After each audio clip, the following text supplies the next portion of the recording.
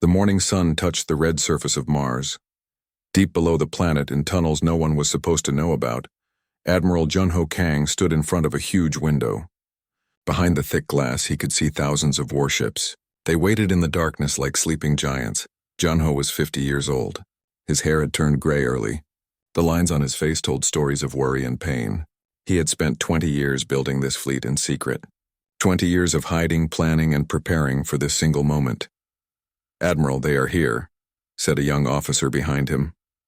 Junho nodded slowly. Above them, on the surface of Mars, alien ships had arrived. The Valthorans came every month to check on humanity.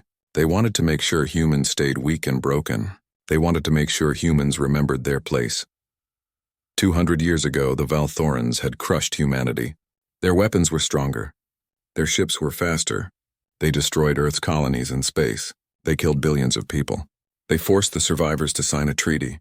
The Protocol of Subjugation, they called it, a fancy name for slavery. The treaty said humans could never leave their own solar system. They could never build big weapons. They could never travel faster than light. They had to obey or die. The Valthorans thought this would break humanity forever. They were wrong. Junho watched the security screens. On the surface, Valthoran inspectors walked through Mars Station. They wore tall armor that made them look even bigger than they already were. Their leader, an officer with 4 arms, pushed a human worker aside. The worker fell. The aliens laughed. Junho's hand became a fist. He remembered the day the Valthorans came to his homeworld. He was just a boy then. He watched from a shelter as they burned his city. He watched his mother run out to save his little sister. He never saw them again. Only ash and fire. "Sir, message from Nari," another officer said, handing him a small device. Junho pressed a button. A woman's voice came through, quiet and careful. "The council is gathering. All of them. At the capital. 3 days from now." The timing is perfect. Narisong had lived among the Valthorans for 15 years. She pretended to be a translator. But really, she was a spy, the best spy humanity had. She sent back information about enemy ships, weapons, and plans. Information that helped build the fleet that waited in the darkness below Mars. Junho looked at his watch.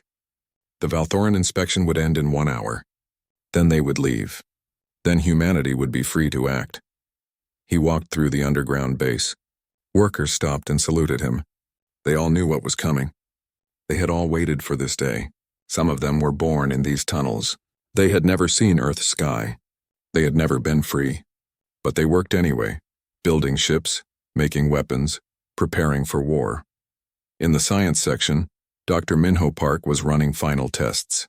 Minho was thin and tall, with glasses that kept sliding down his nose. He looked like he never slept. He probably didn't. "Admiral," Minho said without looking up from his computer, "the quantum drives are ready. All 3,000 ships. They will be faster than anything the Valthorans have. Much faster. And the weapons?" Hunyo asked. Minho smiled. It was not a happy smile. "The Valthorans gave us their technology when they destroyed our ships. They thought we were too stupid to understand it. They were wrong about that too. Our weapons are better now, stronger, smarter." Junho put his hand on Minho's shoulder. "You did well. Your parents would be proud." Minho's smile faded. His parents had died in the First War. Like so many others, the alarm sounded. The Valthoran ships were leaving Mars. Junho ran back to the command center. Officers filled the room, sitting at their stations, ready. "Status report," Junho ordered. "All ships ready, sir. Crews are at their stations. Weapons loaded. Drives powered up. Jupiter base? Ready, sir. 500 ships waiting. Saturn base? Ready, sir. 700 ships. Earth Defense Fleet? Ready and waiting, sir." Junho took a deep breath. He had imagined this moment for so long. In his dreams, he was always ready. He always knew what to say. But now that it was real, his hands shook a little. He hid them behind his back. A screen showed Earth. The blue planet looked so peaceful from space. So small. Junho thought about all the people there.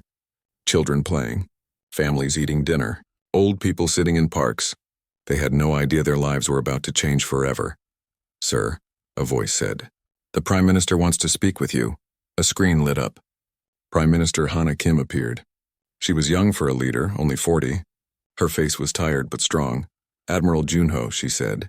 "I know I cannot stop this. Too much has been prepared. Too many people have worked too hard. But I want you to remember something." "Yes, ma'am." We are doing this for freedom, not revenge. If we become like them, then they win, even if we destroy every one of their ships. Junho was quiet for a moment. I will remember, ma'am. I promise. But in his heart, he was not sure if he could keep that promise. He had seen too much, lost too much. The line between freedom and revenge was thin. Maybe too thin. The screen went dark. Junho turned to his crew. Open all channels. All human stations. All secret bases. Everyone needs to hear this. Channels open, sir. Junho stood straight. He spoke clearly.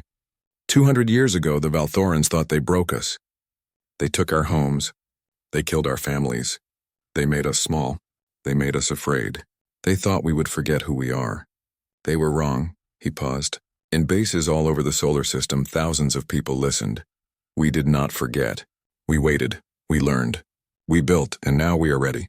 Today, humanity steps back into the galaxy. Today, we remind them that humans cannot be broken. Today, we settle the score. Silence filled the command center. Then someone started clapping. Then another. Then everyone. The sound grew and grew until it filled the room like thunder. Junho raised his hand. The clapping stopped. All ships, he said. Begin launch sequence. The underground doors opened. Light flooded in from the surface of Mars. One by one, the warships lifted off. They rose into the red sky like angry birds. More ships came from Jupiter. More from Saturn. More from hidden places in the asteroid belt. The fleet gathered in space. 3,000 ships. Maybe it was enough. Maybe it wasn't, but it was all humanity had. All they could build in secret. All their hope and anger and determination, wrapped in metal and fire. Junho looked at the fleet on his screens. Somewhere out there, Captain Sora Han was preparing her soldiers for battle. Lieutenant Yuna Cho was checking her fighters' weapons. Commander Taeho Lim was planning the attack routes. Thousands of people all ready to fight, all ready to die if they had to. Set course for Keth Prime, Junho ordered. Maximum speed. It's time the Valthorans learned what happens when you underestimate humanity. The quantum drives activated. Space twisted around the ships. And in a flash of light, the human fleet vanished. They were gone from Earth. But they would not be forgotten. And soon, very soon, the galaxy would tremble. Captain Sora Han checked her armor one last time. Everything was tight. Everything was ready. Around her, the Ghost Battalion prepared for battle. 50 soldiers, the best fighters humanity had trained. They had practiced this mission 100 times. Now it was real. 2 minutes to drop, a voice said in her helmet. Sora looked at her team. Young faces. Old faces. Men and women who had lost everything to the Valthorans. Just like her. She thought about her home. A small colony on a moon far away. Green fields, clean air, her daughter playing in the garden. Then the fire came from the sky. The Valthorans said her colony was making illegal weapons. It was a lie. But lies did not matter when you had the bigger guns. She pushed the memory away. Later. She could cry later. Right now, she had work to do. The transport ship shook as it entered the atmosphere of Keth Prime. Outside the window, she could see the Valthoran defense platforms. Big stations with guns pointing in every direction. They should have detected the human fleet by now. But the platforms were not moving. Their weapons were not firing. What's happening? One of her soldiers asked. They don't believe we're here, Sora said. They think their sensors are broken. It was true. The Valthorans had not seen human warships in 200 years. To them, humans were weak. Humans were defeated. The idea that thousands of human ships could appear in their space was impossible. So when their sensors showed the fleet, they assumed something was wrong with the sensors. It was the last mistake they would ever make. The human fleet opened fire. Missiles streaked through space like shooting stars. They hit the defense platforms before the Valthorans could react. Explosions bloomed like flowers. Pieces of metal spun away into the darkness. Go, go, go, Sora shouted. Her transport dove toward a Valthoran command station. The station tried to shoot them down, but Lieutenant Unicho's fighter squadron was faster. The fighters weaved through the enemy fire, drawing it away. Yuna's voice came through the radio, calm and cold. Reaper Squadron, break formation. Hit them from all sides. The fighters split apart. They came at the station from different directions. The Valthorans could not track them all. Yuna's missiles hit the station's shield generator. The shield flickered and died. Clear for landing, Captain, Yuna said. The transport slammed into the station's docking bay. The doors blew open. Sora and her team rushed out, weapons ready. Valthoran soldiers were waiting. They were big, almost 7 feet tall, with thick armor and heavy guns. But they were confused. Scared even. They had never fought humans before. Not real soldiers. Not people who knew how to fight back. The first Valthoran raised his weapon. Sora shot him before he could fire. Her team spread out using cover, moving fast. The Valthorans tried to form a line, but the Ghost Battalion was everywhere at once. Behind them. Above them. Moving like shadows, this was what humans did best. When they could not win with strength, they won with speed and surprise. When they could not match the enemy's weapons, they outsmarted them. The battle for the docking bay lasted 5 minutes. Then it was over. 12 Valthoran soldiers lay dead or wounded. No humans were hurt. Move to the command center, Sora ordered. We need their communication system. They ran through the station's corridors. More Valthorans appeared. More fighting. More bodies. Sora tried not to think about it. She tried not to see their faces. But she did see them. Young aliens. Old aliens. Some probably had families. Children waiting at home, just like her daughter had waited. Her daughter who never came home. Sora gritted her teeth and kept moving. They reached the command center. The door was locked and thick. One of her soldiers planted charges. The explosion shook the walls. They rushed inside. The Valthoran commander was there, a tall alien with silver armor. He raised all 4 of his hands.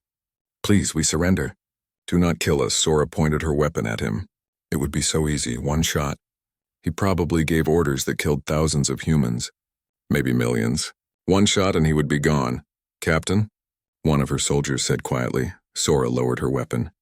Tie them up. We need prisoners who can tell us things. Outside, the space battle continued. But it was not really a battle. It was a slaughter. The Valthoran ships were powerful, but they were slow to react. The human ships moved faster, hit harder, and vanished before the enemy could shoot back. Dr. Minho's quantum drives were better than anything the Valthorans had. Much better. On the bridge of the flagship, Admiral Junho watched the battle. Commander Taeho Lim stood beside him, coordinating the fleet. Taeho was young but brilliant. He had planned this attack down to the second. Group 3 moved to Sector 7. Taeho said calmly. Group 5 cover their approach. Group 2 focus fire on that battleship. The human ships moved like dancers. Every ship knew where to go. Every captain knew the plan. The Valthorans tried to organize a defense, but they were too confused. Too shocked. Sir, Captain Sora reports the command station is secure, an officer said. Good, Junho said. Tell her to send the message. On the station, Sora's technical team worked fast. They broke into the Valthoran communication system. In minutes, they had access to every channel, every frequency, every network. Sora stood in front of the camera. She took off her helmet. Let them see her face. Let them see she was human, Valthorans, she said. You took our homes. You killed our families. You thought you broke us. You were wrong. This is just the beginning. We are coming, and we will not stop until every one of you understands what it means to be afraid. The message broadcast across every Valthoran channel. Millions of aliens saw it. Billions. A human woman standing in one of their command stations promising revenge. The galaxy had been quiet for 200 years. Now it was waking up. And it was waking up to the sound of human war drums. Back on the flagship, Admiral Junho received reports from across the system. Keth Prime was falling. The defense platforms were destroyed. The orbital stations were captured or destroyed. Valthoran ships were retreating. Casualties. Junho asked. 47 dead, sir. 112 wounded. Junho closed his eyes. 47 families who would get terrible news. 47 people who left home that morning and would never come back. And the enemy? He asked. At least 5,000 dead, sir. Maybe more. 20 ships destroyed. 15 captured. 5,000. The number made Junho feel sick. But he had to remember why they were here. What the Valthorans had done. The billions of humans they had killed. Sir, we are receiving transmissions, an officer said. From other alien species. They want to know what is happening. What are they saying? Junho asked.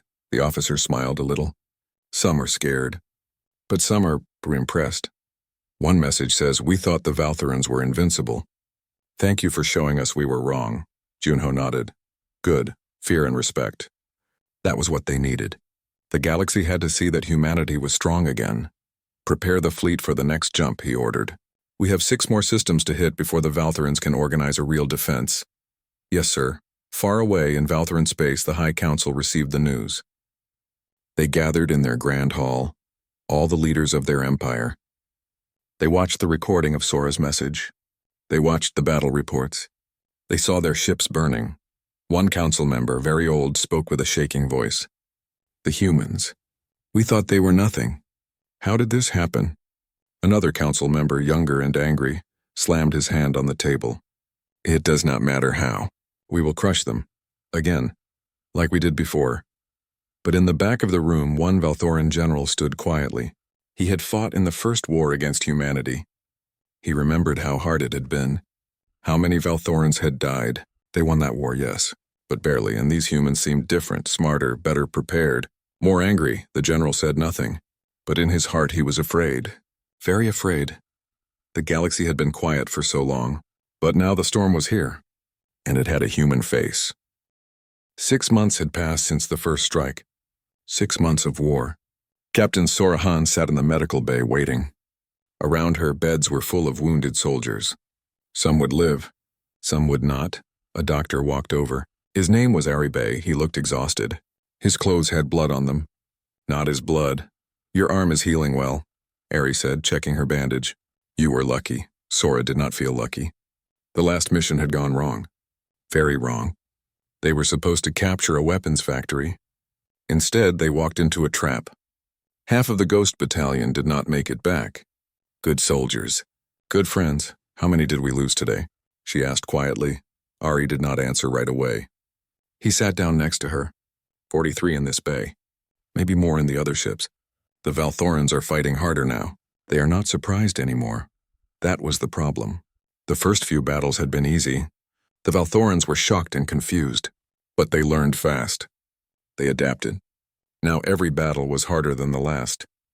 On the bridge of the flagship, Admiral Junho stared at the star map. Red marks showed human victories. Blue marks showed Valthoran territory. There was much more blue than red. Commander Taiho Lim walked over. Sir, the Third Fleet is reporting heavy damage.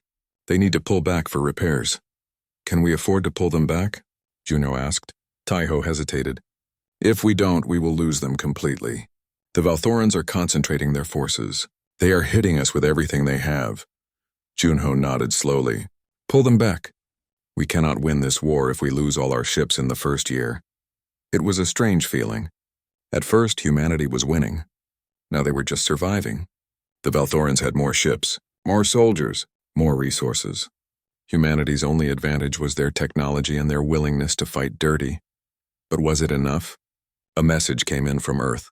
Prime Minister Hana Kim wanted to talk. Yunyo took the call in his private office. Hana's face appeared on the screen. She looked older than she had 6 months ago. The war was aging everyone. Admiral, she said, I am getting reports that make me worry. Civilian casualties. Destroyed cities. Some of these places had nothing to do with the war. Junho felt his jaw tighten. War is not clean, Prime Minister. You knew that when we started. I know, Hana said. But we must be careful. If we become like them, then what are we fighting for? We are fighting to survive, Junho said. His voice was hard. The Valthorans do not play fair. They hide weapons in civilian areas. They use hospitals as command centers. What do you want me to do? Let them win? Hana was quiet for a long moment. No. But I want you to remember that every Valthoran civilian who dies makes it harder to have peace later. Revenge is easy. Building something better is hard, the call ended. Junyo sat alone in the dark. He knew Hana was right. But knowing something and feeling it were different things. When he closed his eyes, he still saw his city burning. He still heard his mother screaming. How could he be better than the enemy when the enemy had taken everything from him? In another part of the ship, Dr. Minho Park worked in his lab. He had not slept in 2 days. Maybe 3. He could not remember. The coffee pot was empty again. He should make more. But there was no time. His assistant, a young engineer named Do-Hyun Jang, walked in. Doctor, you need to rest. You are going to collapse. I will rest when we win, Minho said, not looking up from his work. Or when we die. Whichever comes first. Do-Hyun looked at the equations on the screen. What are you working on? Minho stopped typing. His hands were shaking a little. A weapon. A big one. Maybe too big. How big? Big enough to destroy a star, Minho said quietly. Do-hyun stared at him. That is insane. You cannot be serious. We are losing, Do-hyun. Slowly but surely. The Valthorans have 10 times more ships than we do. Maybe more.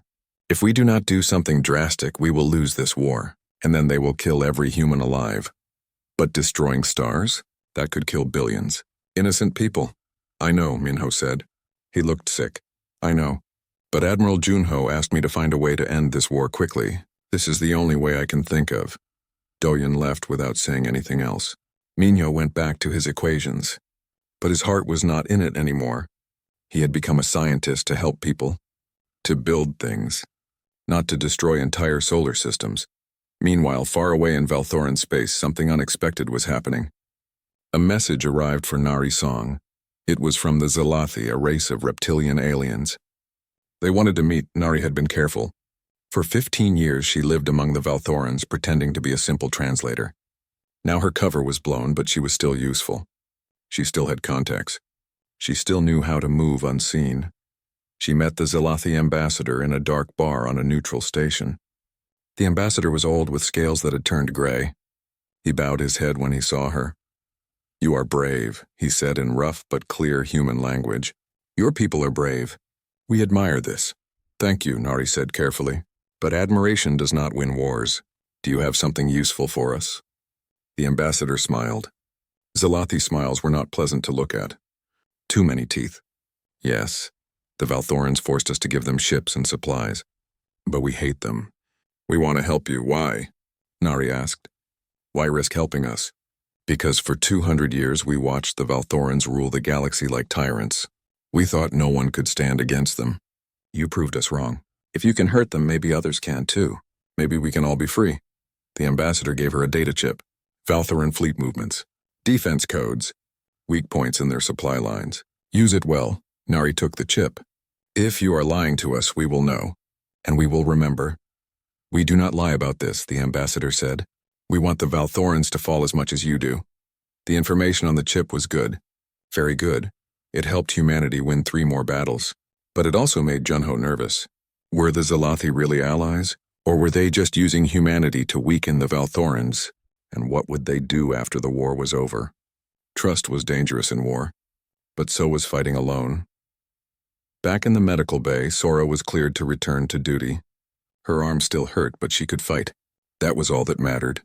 She gathered what was left of the Ghost Battalion. Only 20 soldiers remained from the original 50. I know you are tired, she told them.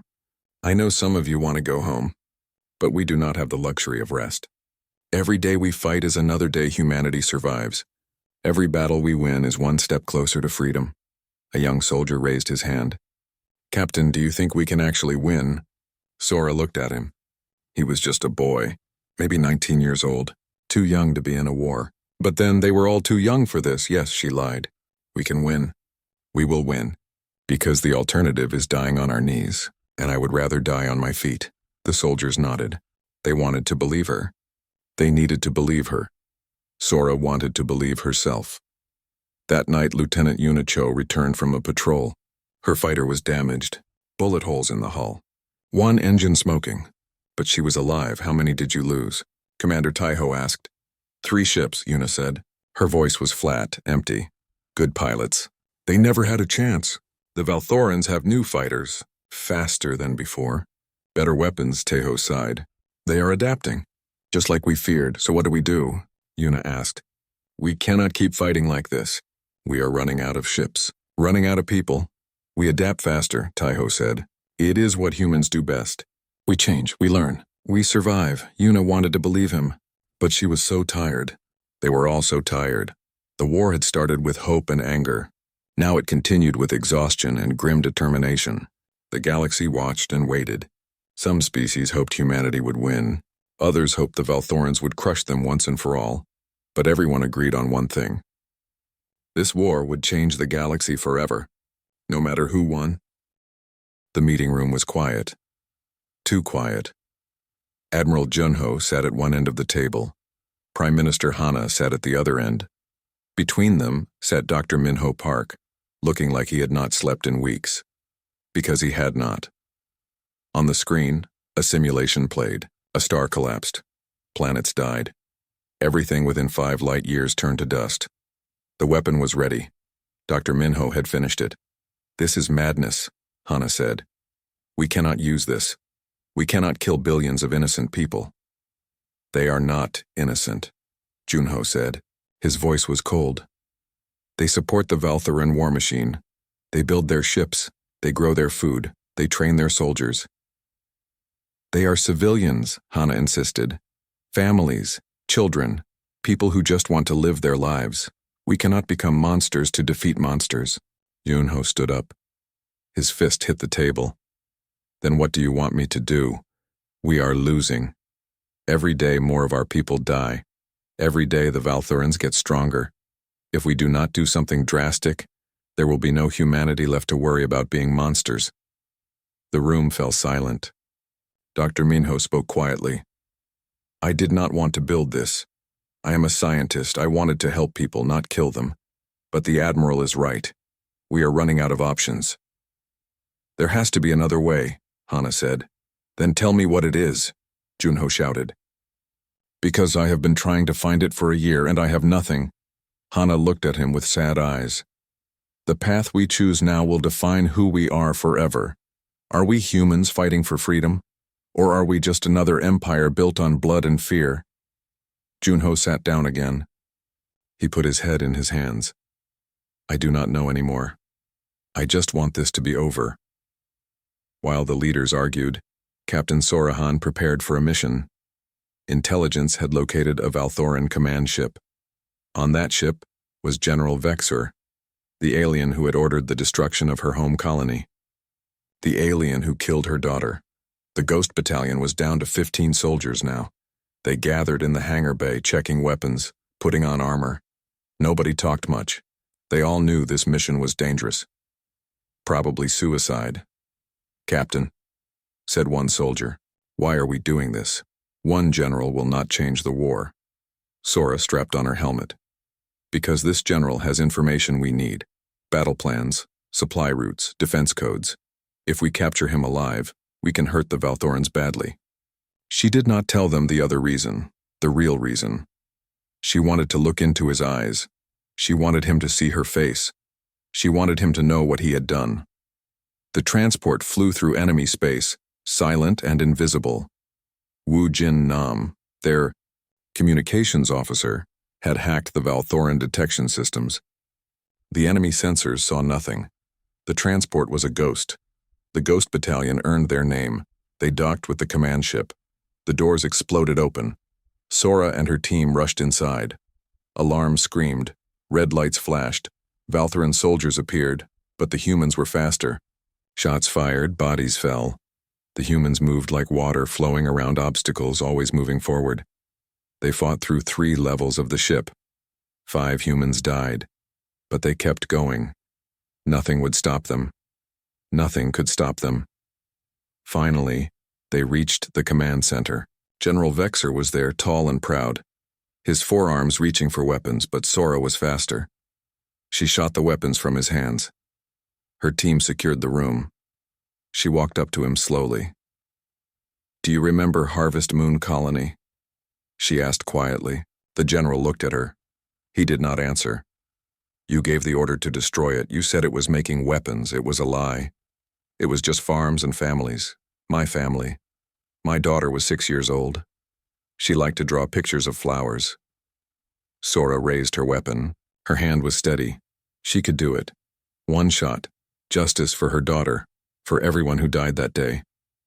"Captain," one of her soldiers said softly, "we need him alive." Sora looked at the general. He was afraid now. She could see it in his eyes. Good. Let him be afraid. But then she thought about Hana's words.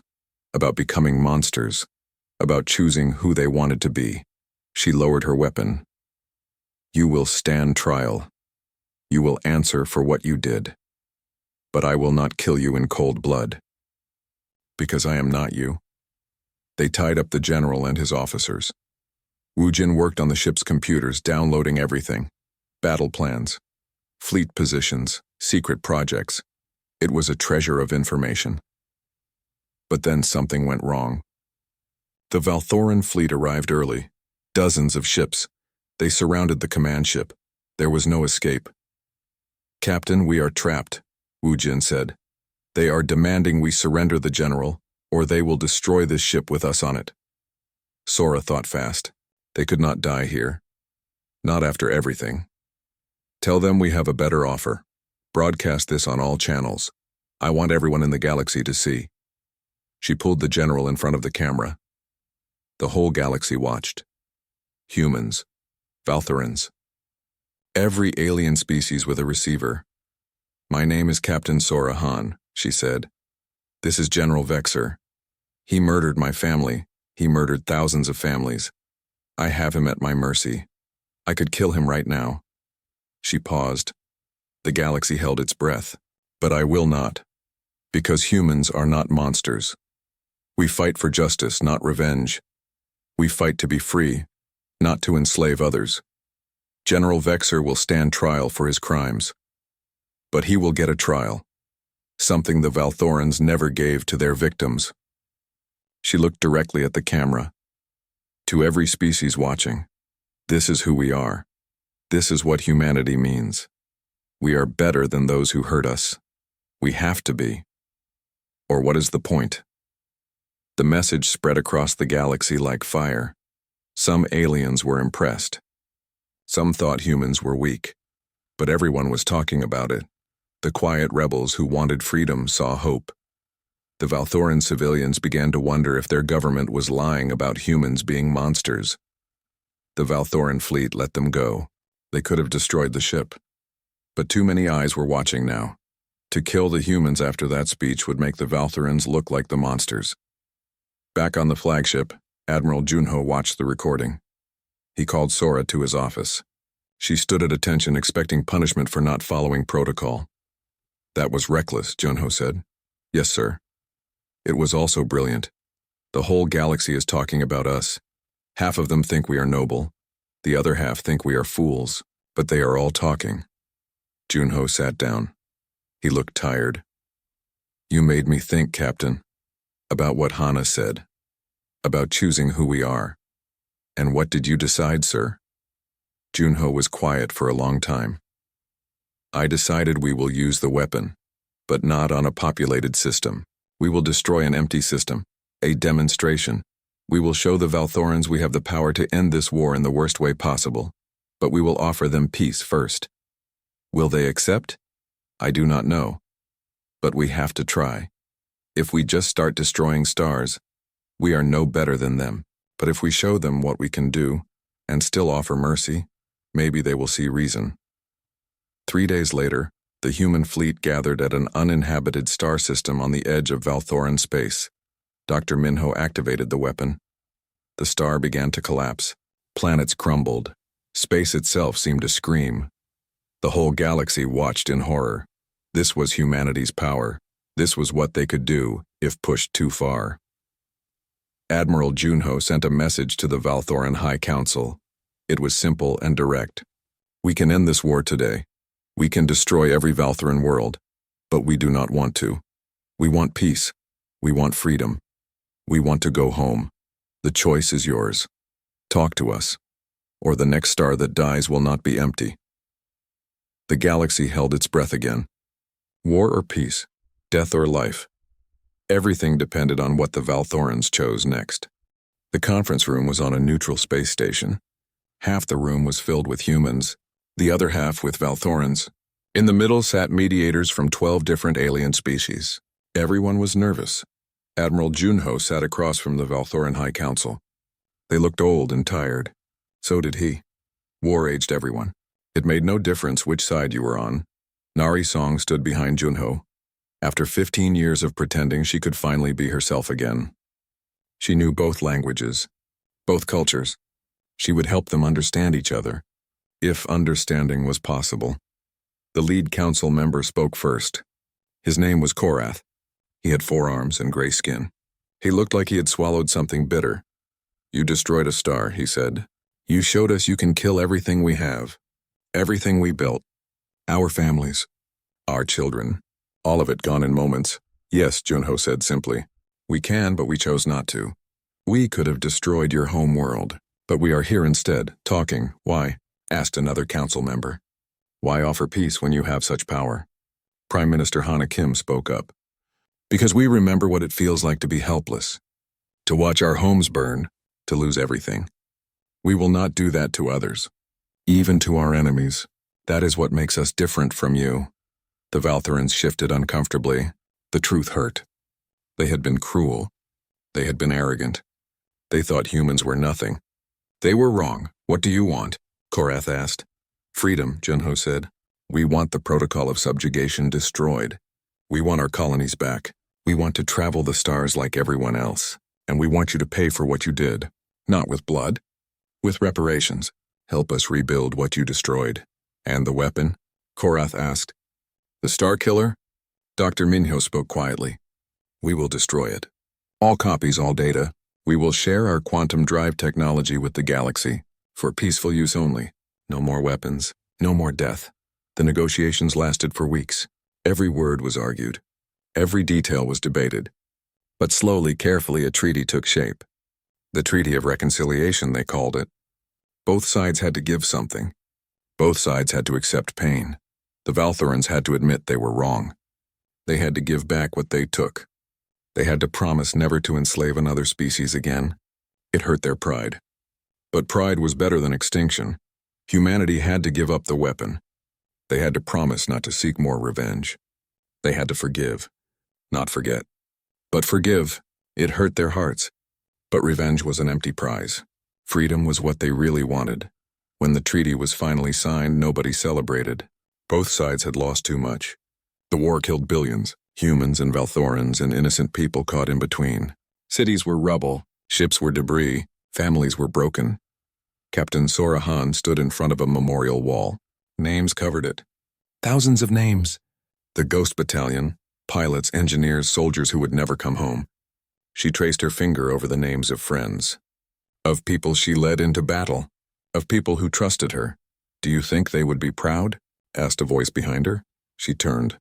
Admiral Junho stood there. He looked older now. The war had carved deep lines in his face. I do not know, Sora said honestly. We won our freedom. But the cost was so high. Was it worth it? Junho looked at the names on the wall. We won the right to choose our own future. That is what they fought for. That is what they died for, so yes, I think it was worth it. But ask me again in 10 years, when we see what we build with this peace. Back on Earth, people celebrated in the streets. The war was over. Humanity was free. Children played. Families hugged. Old people cried with relief. But in every celebration, there were empty chairs. People who would never come home. Dr. Minho destroyed the weapon himself. He watched the data erase. He dismantled the machines. He burned his notes. Part of him felt relief. He never wanted to build such a thing. But part of him worried. What if humanity needed it again someday? What if another enemy came? But he pushed those thoughts away. Building weapons was easy. Building peace was hard. He would focus on the hard thing now. Engineer Do-Hyun Jang led the rebuilding efforts. Human and alien workers together. They designed new ships, not warships. Trading vessels, exploration ships, research stations, things that helped people instead of killing them. Lieutenant Yuna Cho opened a flight academy. She trained pilots from Earth and from other worlds too. The Zalathi sent students. Other species sent their young people to learn from the famous Reaper. Yuna taught them how to fly, but more importantly, she taught them why flying mattered. Freedom, exploration, wonder. Commander Taiho Lim wrote a book about the war. About strategy and tactics, but also about the cost of war. About the importance of knowing when to fight and when to talk. Military academies across the galaxy made it required reading. Even Valthoran academies 5 years passed. The galaxy changed. Human technology spread everywhere. The quantum drives made travel faster and safer. Human medicine saved lives on 100 worlds. Human art and music became popular across different species. But humans also learned. They learned Valthoran engineering, Zalathi philosophy, They learned the languages and customs of their new neighbors. The galaxy was not just a place humans conquered. It was a place they joined. Admiral Junho, now Fleet Admiral, stood on the observation deck of a new ship. The UHSF Resolution. It was huge and beautiful. A ship built for exploration, not war. Beside him stood Captain Sora, Dr. Minho, and Nari. Below them, human and alien crews worked together. They were rebuilding a world that had been damaged in the war. Building homes, planting crops, making it green again. Strange, is it not, Nari said. 5 years ago, we were trying to kill each other. Now we work together. Not strange, Minho said. Natural. War is easy. Any fool can destroy. Building something together, that takes real courage. Sora looked at the reconstruction work. Do you think it will last? This peace? Only if we work at it every day, Junho said. Peace is not a prize you win and keep forever. It is something you have to earn again and again. We came to settle the score, Sora said quietly. Did we succeed? Junho thought about the question. He thought about the memorial walls, the empty chairs, the lives lost and changed forever. But he also thought about the children playing on the world below. Human children, alien children, playing together, learning together. We came for revenge, he said finally. But we found something better. We proved the galaxy was wrong about us. We proved we could not be broken. We proved we could be strong and merciful, powerful and kind. We settled the score. But more than that, we changed the game. Nari smiled. The galaxy trembled when we came. But it will remember us for what we built after. Dr. Minho looked at his friends. What do we do now? Now, Junho said. Now we keep our promise.